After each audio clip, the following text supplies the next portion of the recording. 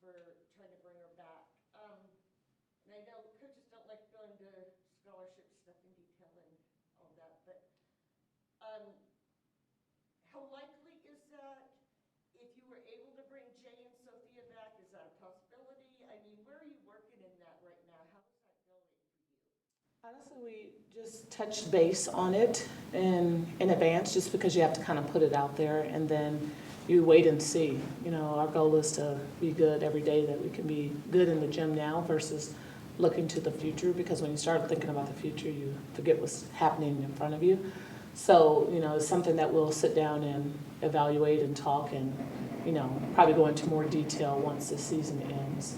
But it, you know, in the world of athletics now, your number one job is to re-recruit your players and then recruit the players that's out there type thing. So you never stop recruiting or re-recruiting. Is the message, I guess, does it change from, I guess, like when you were recruiting them last year to this year? Is it a different message now if you're trying to recruit them again for next year? Yes, because last year it was assumed. I don't know that that was necessarily our mindset in the past, but it's the mindset now. So it's different in this sense. You just kind of present situations that can take place, what players will look like that will be on the team, and kind of the role that they take.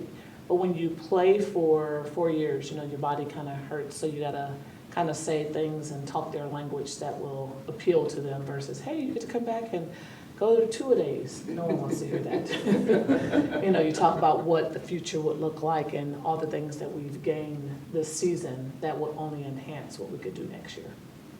And talking about bodies and Jay. At Colorado, you went with the littles in the back row until that third set and didn't have a lot of luck. But it seemed like you had more luck with the littles than maybe with Jay in the back row at Utah. Did you feel like that? It was pretty much the same. I mean, she didn't serve well, for sure, against Utah. I think she had 4 missed serves in that set. So for us, it's just a matter of who we're playing and what is necessary. You know, sometimes having length back there is better in terms of being able to move and what they've done in practice and whatnot. And to assume that players that haven't done it just yet, whether they can do it or not, is kind of hit or miss. So you need the practice to kind of give you that information. But I suspect we will always use our entire bench from now on. Yeah, the length, is that the main reason you're deciding to put her in the back row, or is it just to keep her engaged? I mean, what is the decision about, since she can't jump and she can't even back row attack, of having her back there? Her experience in passing in all 6 rotations and her knowledge of the defense and the teams that we've played against. So she would be better served in theory. Granted, you'll see when you kind of get out there. But we need confident players who've actually been through the war a little bit, because we know that last time we played Stanford, they went after Sophia immediately. And everyone's philosophy when we play them is either get Sophia or Jalen out, and then we'll worry about the other one as best we can. So without Jalen on the floor, that means that all eyes will be on Sophia. And, you know, that's a heavy load to carry when you're looked to be the person that's going to pass and attack in a situation that you haven't been in as much. How would you describe, I guess, just the energy level right now in terms of practices and leading up to games? I would say average, which, you know, is not what you want to hear as a coach, especially this time of year. But losing takes a toll on you mentally, and then, you know, something that was hurting before now is like the end of the world pain, because you're frustrated and you're dealing with your emotions. And all I say in my head is what would you be like and how would you feel if our record were reversed and we were in contention of going to the tournament? And so that's something that they're in full control of. And I still stand by this. They want to do the right thing. They want to be good. They want, but they just don't know how. And so you have to be in an environment to keep the pressure on them to say, this is what it's like. This is what you should feel like. I know this is what you want. And my infamous question always is, what would you like me to do? And then they'll go, oh. I go, my point exactly. So now that we've put it out there, we've talked about it, now let's move on. And, you know, any given day, anybody wants to go home. I mean, yesterday, it was all I could do to get to my bed as fast as I could. because I was so tired. But it's like I have things to do. You don't get a chance to sit back and relax. And during season, it's a grind. And, for some of them, they haven't played. So, their bodies are feeling a certain kind of way because they haven't endured an entire season where they played and have to practice hard and can't step off the court. And so it's all new to them. Has what's happened this season changed your mindset in terms of what you feel you need moving forward, or did you always kind of know what you needed and it's just now I really realize that now? I think I've always had a great idea of what we need. I think Dave had a great idea of what we need. And it changes now that I'm sitting in the seat in terms of what is needed to come in. I think part of what you always need are players who know how to win. Players who've won, be it in club, winning nationals or winning qualifiers, players that are Gatorade Players of the Year, kids that have won state championships, because it's so hard to know that you can win if you've never won. And so I can say to my blue in the face, but it's like, okay, how do I do that? I don't know what it feels like. So you need to be in an environment where you have players that understand that. And players that grind, the problem is you don't know until they get here. Every club coach, every high school coach is going to say, yeah, she's tough, she can battle and compete. Until you're actually in the fire, you don't know what you're made of. And so the key is to have enough players in key roles that they can bring along the player that has no clue what it's like. And, maybe it's more exaggerated with Jay out now and not being, in the offense as much, but your middles really took an offensive load. And how are they and Anna working together now that might be better than what was previous? In a lot of ways, Anna has no choice now. Sometimes, when your back is against the wall, you just have to make it happen.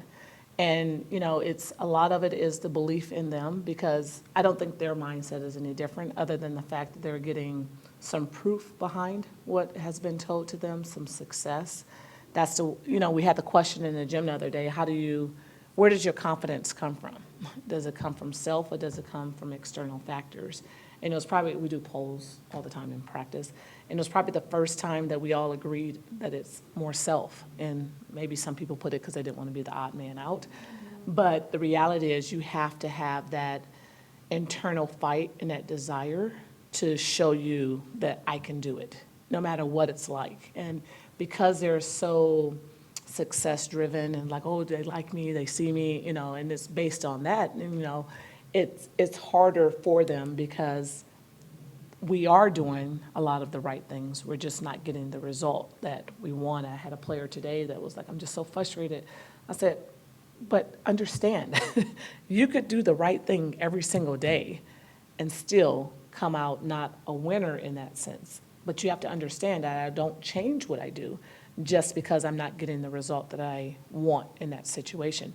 And that's hard for young people to digest. Every single day I tell myself, I'm doing the right thing. I am the best person for this job. I have to say that to myself as well, even though our record doesn't show that. And so I'm always vulnerable with them to say, hey, you guys, I want to go home too. I could go over there and cry just as easy as the next person, but what good does it do? But they just want to see that people are human and that you're fighting through it with them. So for the middles, that was always what was in their head. I can do this, I can do this. Well, I want to do it, but I can do it, I can do it. Believe in me. And then when they get the opportunity, if it doesn't work the way they want it to work, you can't allow yourself to doubt. Because Nicole's last swing was a phenomenal swing.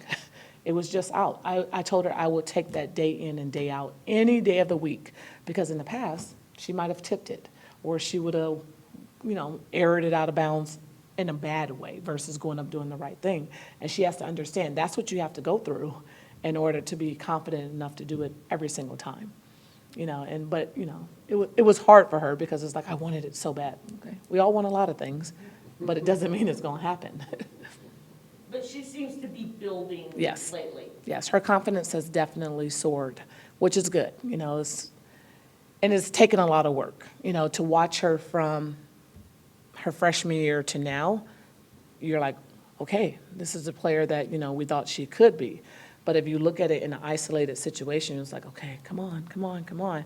And she has to understand, she has to look at the big picture of it as well. And I think that's what's really helped her a lot.